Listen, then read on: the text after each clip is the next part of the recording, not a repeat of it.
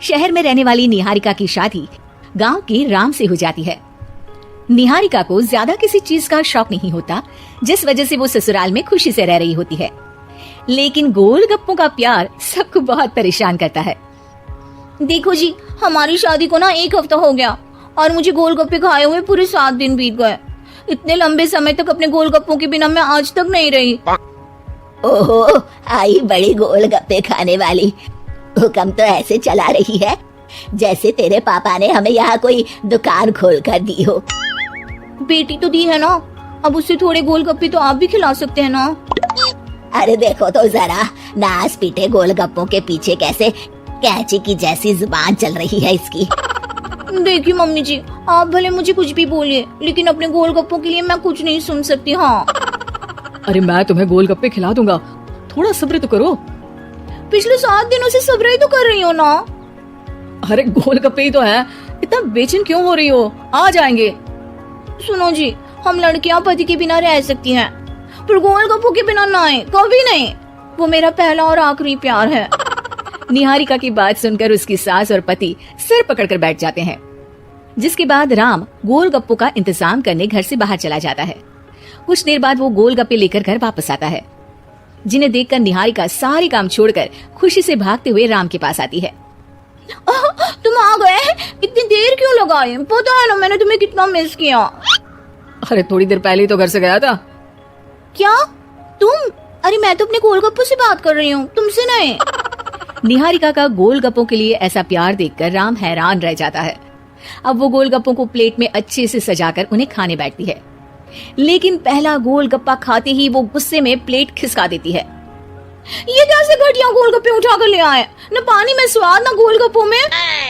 हाय हाय, महारानी के नखरे तो देखो, इन्हें गोलगप्पे में भी अलग अलग स्वाद चाहिए। ठीक है, आप लोग इस पर बहस मत शुरू कर देना, मैं ना कल दूसरी जगह से खरीद लाऊंगा, ठीक है? अगले दिन राम निहारिका के लिए गांव में दूसरी दुकान से गोलगप्पे खरीद कर लाता है, पर उसे वो भी पसंद नहीं आते।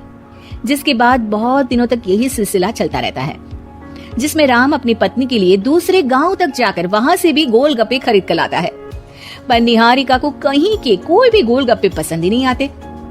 तुमको तो अच्छे गोलगप्पे की पहचान करना आता ही नहीं है, तुमको गोलगप्पे का प्यार पता ही नहीं है, तुमसे कुछ होता ही नहीं है। अरे तुमसे बहुत होता है तो तुम खुद कर लो ना। सास की बात पर निहारिका बैग पैक करके घर से जाने लगती है, जिस पर राम उसे रोकते हुए कहता है, अरे इतनी सी बात पर कोई घर छोड़कर जाता है क्या? मैं कल शहर जाकर तुम्हारी पसंद के गोलगप्पे ले आऊंगा, ठीक है?